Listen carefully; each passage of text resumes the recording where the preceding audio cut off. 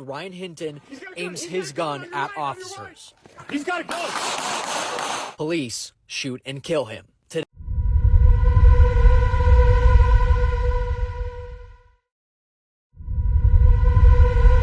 Chief, is the person who hit the deputy the father of the person who was shot yesterday? Yes. First off, our kids, they out here doing things that they shouldn't be doing. I mean, there's no way we should even be here at all. And I get it, the father hurting, losing his child, but being in a stolen car with a gun, those two things just don't add up. They don't mix. Usually it means bad. You know, stolen car, gun, drive-by shootings. You know, come on now. We gotta, we as people gotta think differently. We gotta realize that this ain't it. This ain't it. This ain't the way that we should handle things of this nature. And it's sick. Some of the comments that I've been reading on some of these videos about this situation. I don't know if the boy had a gun or not. But what I will tell you is we put a lot of men and women in the line of fire, and they don't deserve it. They are not trained for this. They're not trained to run down the street shooting at people. Most of our army's not even trained for that. It's a select few. And that's why we call them special forces. It's a reason why they're the best. We definitely need to think more about how we police our people. The people here, everybody, they just like me and you. Just think about it. How would you react in that situation?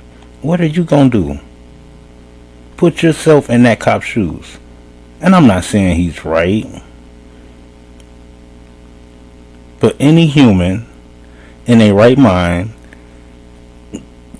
is probably gonna shoot, especially if somebody else has a gun. And then on top of that, it's his job, quote unquote, to protect. He think he's protecting. But these people, they don't understand that they're not trained properly to go into these situations. Nobody is. Our special forces, they even have a hard time on some of these streets that we deal with, the police had to deal with. But they better off than a lot of our officers in the line of fire right now. It's not their fault they shooting people. We shouldn't have gave them a badge. They shouldn't have a badge. Why would we give them a badge when they haven't proved to nobody that they can hold that thing under pressure and make the right decision? That's not happening. That's not happening at all. And until that happens, we gonna be here. It's gonna be a lot more police shooting people, and that's just how it is. I'm sorry to be the one to say it like that, but it's just what it is. There's nothing wrong with our police. Nothing. They just don't have the proper training.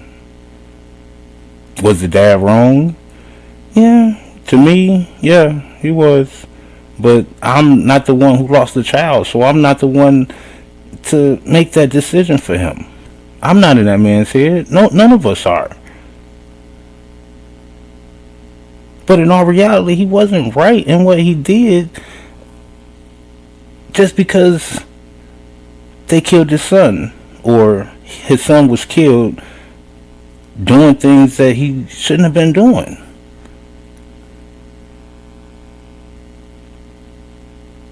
Please, cut the cops some slack. And I get it. It's a lot of us dying, but it's a lot of people dying. And it's not just because of them. We all need to take a stand.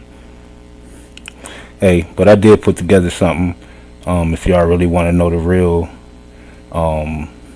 full story of it, here we go. See y'all in the next one. Nobody wins when families feel this kind of pain. Today we look at a sad story from Cincinnati. Bad things happen one day after the other, hurting many people and two families very much. It started with police chasing a stolen car. Police found it at some apartments. 4 people police thought stole the car ran away into trees nearby. One police officer ran after 18-year-old Ryan Hinton. This young man was seen holding a gun. The officer told others 2 times that Hinton had a gun. The young man tripped, but he reportedly got up and kept running with the gun in his hand. He ran between 2 trash bins where another police officer was. What happened right after took just 6 seconds. That is how fast it was from when the officer got out of his car until shots were fired. The camera on the officer shows him shooting as the young man ran towards him. The officer says later that the young man pointed a gun at him. The officer says he felt his life was in danger. That is why he shot. But the video was blurry right at that moment. It is hard to see clearly if the gun was pointed at the officer. Police found the young man's gun there. It reportedly had marks on it. This fits him falling. They also found extra gun magazines. There is no sign that the young man shot his gun. Just one day after that, another very bad thing happened. This time it involved the young man's father. On the afternoon of May 2nd, a county deputy was helping cars move. He was near the University of Cincinnati. He was helping with traffic for graduation events happening soon. This deputy had just stopped working full-time but was working special hours. He was standing outside his car. He was just doing his job to help cars go smoothly. It should have been a happy time for many people. But witnesses reportedly saw something awful. They say Ryan Hinton's father, Rodney Hinton Jr., who was 38, stopped his car near the graduation area.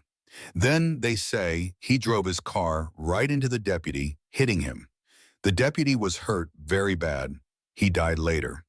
Police have said this was done on purpose. Rodney Hinton Jr. was quickly taken by police. He faces a charge of aggravated murder for the deputy's death. His time in court was hard to watch. Reports say he did not seem sorry for the claimed attack. When police took him out of the court, he reportedly shouted things like, "He's going to be gone forever." People were not sure if he meant the deputy he is accused of killing or his son, who police shot the day before. 2 judges said he could not get out on bail. They called what happened very sad and bad. He was sent to a different county jail to keep him safe. At a news meeting, Cincinnati police showed the video from the officer's camera from the first shooting.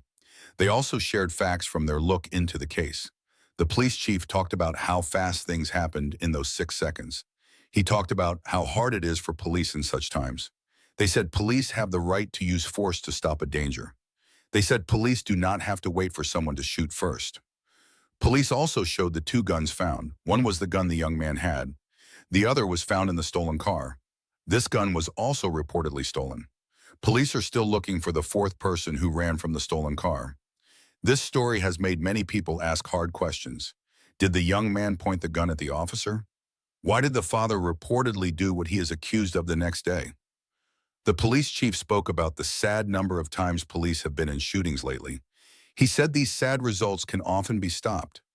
This happens when people do not run from police, most important when they have a weapon. This is a very sad story. There was fast violence and great loss for everyone involved. The young man, the deputy, and their families are caught in a very bad time.